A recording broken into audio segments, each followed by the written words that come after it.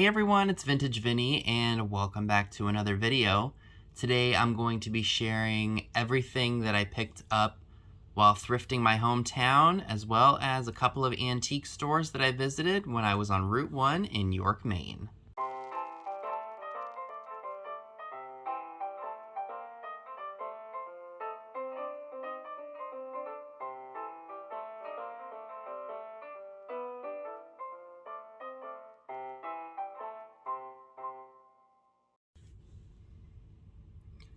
So everything in today's haul is going to be a compilation of items that I picked up when I thrifted my hometown before I left for the beach. And then this past Thursday, we went to a couple of shops that were in or on Route 1. One of the shops, unfortunately, is closed permanently, Family Tree Antiques on Route 1. It was in a blue house. And I was disappointed in that, but even last year when I visited, the selection was really sparse, so I should have put two and two together that they were getting ready to go out of business. Anywho, so I've been home for about 4 days now. I go back to work tomorrow, Wednesday, and then I'm off again for 4 more days. So it was a great vacation. I appreciate you all's comments and views on my shorts and on the 2 videos that I put out this year. You know, when you're visiting with family and you're not really sure what you're going to be doing for the day, it's hard to film, and I try not to put any of my family on social media or anything like that, just for their sake. And then, you know, just on top of, you know, not sleeping well, because I'm not sleeping in my own bed, which I missed a lot by the end of the trip.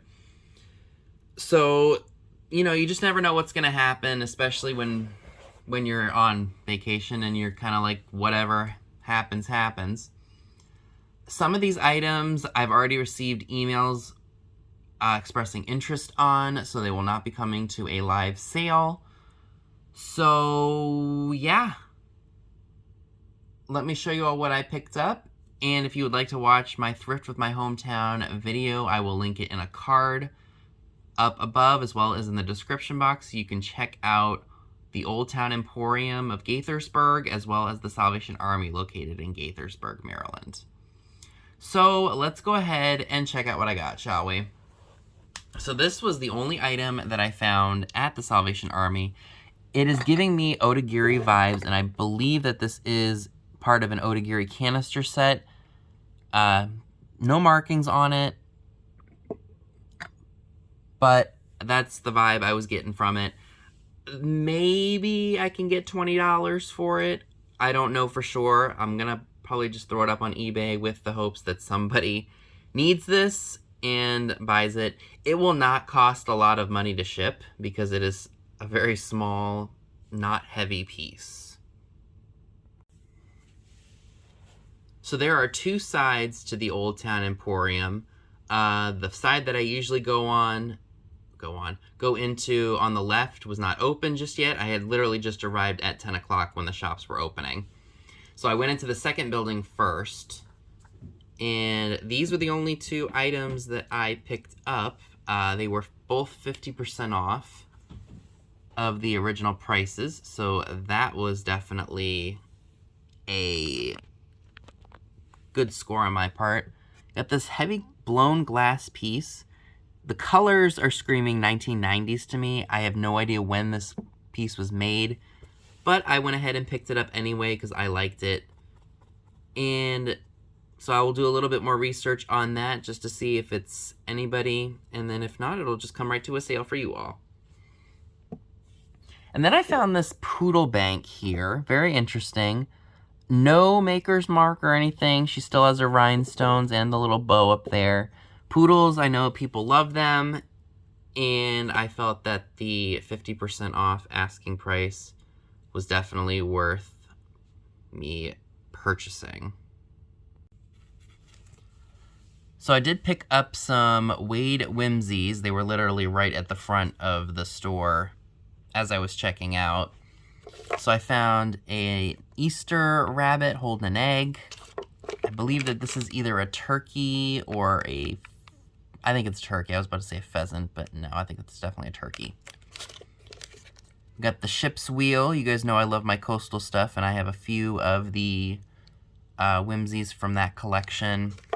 I also found the treasure chest, as well as the kitty cat for Halloween.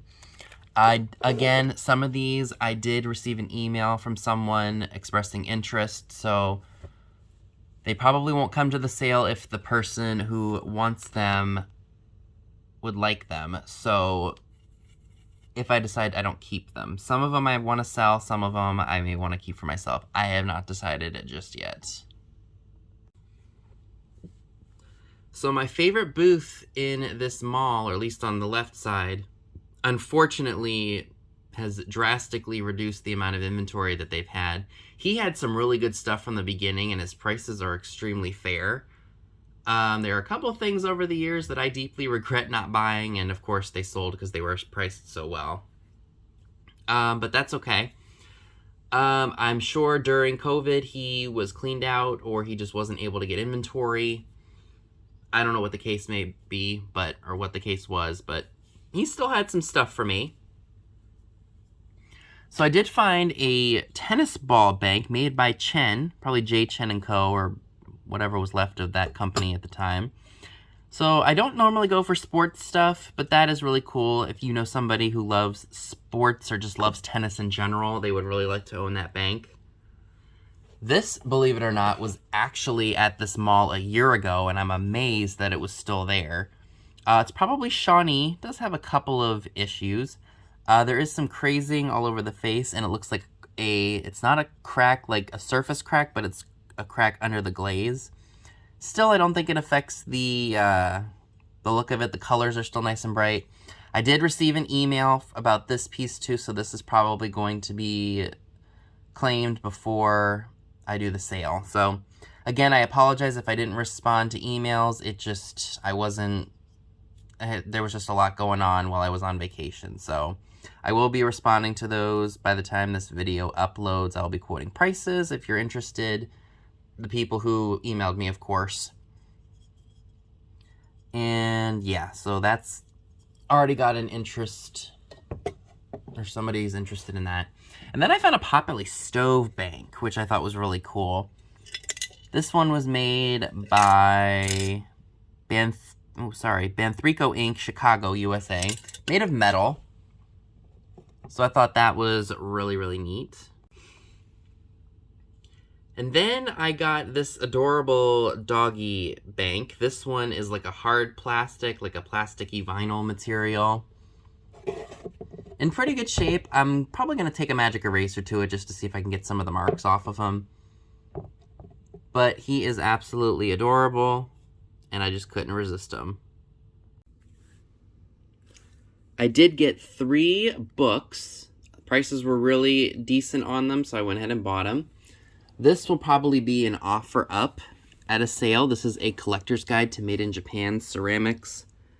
Book number 3 by Carol Bess White.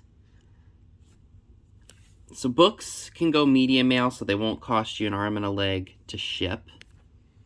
This one I was pleasantly surprised to see has a little bit of value to it. This is The Collector's Guide to Tammy, the Tammy doll by Ideal from 1997, I believe.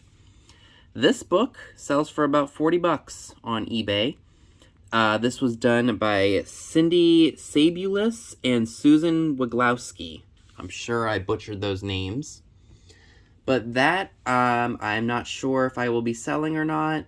More than likely I will after I look through it.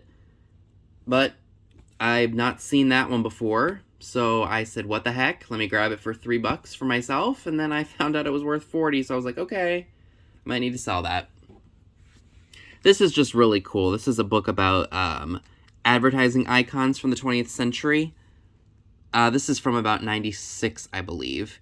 It's just cool, and plus it gives me an idea of what to look out for advertising-wise when I'm out and about. Granted, I do shop a lot more of the indoor flea markets and the antique stores, so these might be, a little bit more out of my price range than I would like to pay for something. Or I could just look them up on eBay. Maybe I could find them on eBay for a really good price, because I do source there too. So these 2 items came from the very cluttered booths that were in the very back, and they both did not have a price on them. These items came from dealers that went to an auction house that used to be in Gaithersburg. It was called Hunt's.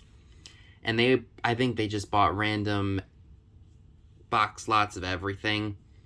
And their prices, I mean, you guys saw it, even with the 40% off, were kind of ridiculous. So these two items didn't have prices on them, and the shop owner just went ahead and quoted me whatever for them, plus, like, I don't remember how much I remember the fairy lamp shade was $5, and so that was 40 off of that, so take an extra $2 off, so I only paid $3 for that. The fan vase, I don't remember how much that was. I think it was $6, because she quoted me 10 and then 40 off of that. I think that's what I ended up paying for those. The fairy lamp shade had been there a year ago, and I don't know why I didn't buy it. But anywho, I did this time, and yeah, these people, it's a father-son duo. They have a booth in Frederick, and it's the same thing, just very cluttered, kind of like random pish-posh of stuff, and the prices are But I got lucky with these two pieces. The fairy lamp shade is called Christmas at Home. It still has the tag with it. It was a limited edition collectible series. Christmas Eve is the title of this one. In good shape. It's from, I think, 1991. There is the Fenton mark. I don't know what I could possibly get for this, but I think I might be able to get, I don't know, maybe $30, $35 for that. Somebody has the base and doesn't have the shade, so I'm sure they would pay a little bit more for that. This vase, it's very dirty. I need to clean it. I have no idea on the era. I saw Fenton online. Just because somebody says it's a certain name or it's made by a certain company doesn't necessarily mean that it was made by that company. You got to dig a little bit further into that. But that's just what I saw. That doesn't mean anything. I'll have to just do a little bit more research on that. But those were the last two pieces that I picked up while I was in my hometown antiquing. So now I can show you all the few pieces that I picked up when I was in York. So I only spent $23 at the first antique store that we went to. Most of the items that I picked up were not priced, and he gave me really reasonable prices for them. Anything that he had ticketed was pretty much priced at retail. If it didn't have a price, I brought it up to him, and he's like, oh, how about such and such? And I'm like, oh, okay, yeah, I'll do that.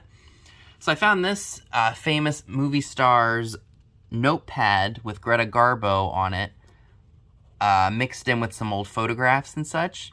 I went back and forth about it, and I was like, you know what, it's unique, not anything I've seen, so I went ahead and bought that. It does have some scribble marks on it. I might gently take an eraser to see if I can remove it without ruining the cover. But that was neat. This is probably from the 30s. And then I got, ooh, sorry about that. I got 2 ballerina swizzle sticks. So I liked those a lot, so I went ahead and picked those up. And then I got this, I think this is a Pilgrim pitcher. It's hand-blown. I recognize Pilgrim glass by the way that the handle is applied and the texture of that glass.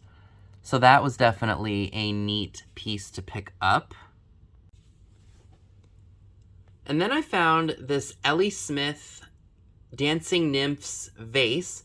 I see a lot of the trophy vases. I haven't seen this shape at all, so I went ahead and picked this up. Kind of hard to see with the light, but there are dancing nymphs on the bottom. Like I said, I see a lot of the trophy vases, but I haven't seen this one before, so I went ahead and picked that up. More than likely, that will be an offer up at one of my sales, or a sale that I do with Scott in the near future. We shall see. So the place that I did the best on Route 1 was Hidden Treasures. It's a red barn. It's got a big blue sign that's blue and white, actually. And yeah, I didn't buy a lot, but I got some pretty decent stuff. I spent a grand total of $62.25. And this is what I got. This is a Louis Marks. It's called a Nutty Mads figure. Made in 1963. MCML XIII, I think, is 1963, if I'm not mistaken. Looked this guy up, and he sells for about $25 to $30. So I went ahead and picked that up.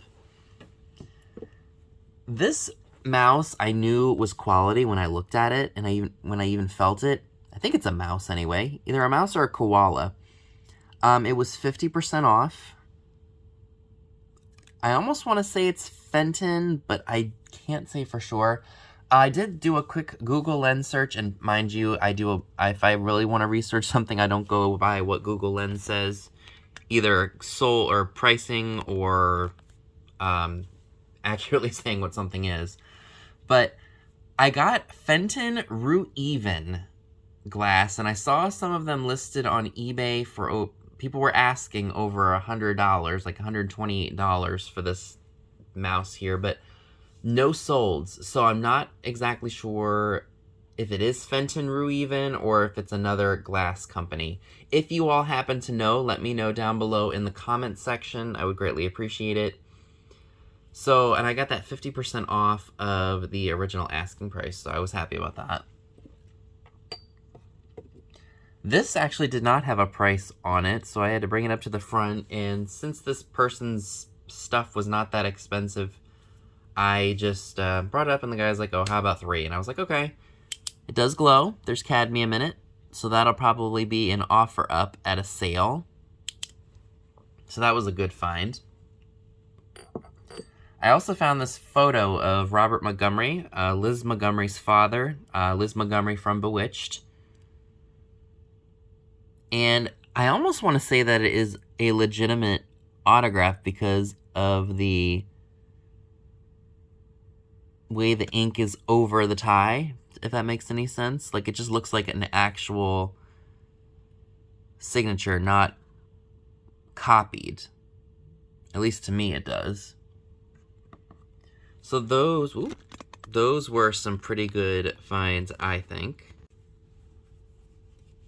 I've seen this lady before, and when I saw her at this shop, I knew that she had to be something. I believe that this is the lady insert that goes into a clamshell, probably from like an 80s lamp, or maybe even a 90s lamp. It's made of like not acrylic, I almost want to say resin, and it looks like it was sanded or sprayed with some kind of like frosted finish. I don't know what to call it exactly. I saw one of those lamps in Kentucky when we were all at Fleur de Flea, and like I said, I remember her being inside of an open clamshell, and she does have an insert right here, so that way she can sit still. So I went ahead and bought her. I did pay $22. If somebody's looking for her, that might be a good profit for me, because I've only seen that lamp one time. But the problem I have is I don't know how to list her, if that makes sense. Like, I don't know what kind of titles to put in it. I don't know what to call the lamp. Maybe what I could do is I could go back to my video from Fleur de Flea, maybe get a close-up of the lamp itself, or like the best close-up I can of the lamp, screenshot it, maybe Google Lens it, maybe if I can get some ideas as to how to word the listing. We'll see. So that was the most expensive item that I picked up at Hidden Treasures. And then I also got some pinup. Warning, there is going to be some nudity, so what I'm going to do is I'm going to maybe find some sticky notes and cover up the nude areas. So bear with me here. And the last group of treasures that I picked up at Hidden Treasures are these pinup photographs. They all are nudes.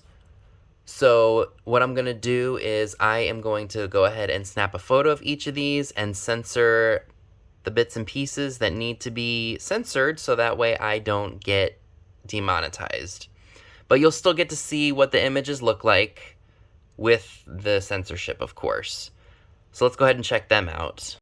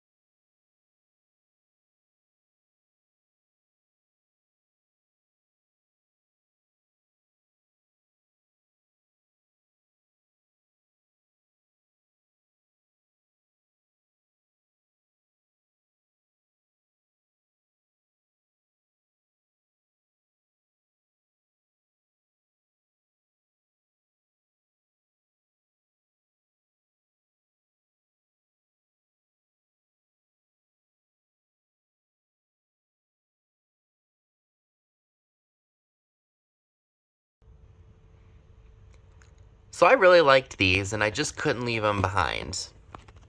And folks, that will do it for my thrifting my hometown and thrifting in York, Maine. Let me know down below in the comment section what were your favorite items. If you see something in this video that you are interested in and you're not sure if you'll be able to make it to my live sale on Saturday at 6 p.m. Eastern, you can email me about it. If I said it was for sale, of course. Otherwise, I hope I see you all there. Thanks so much for watching.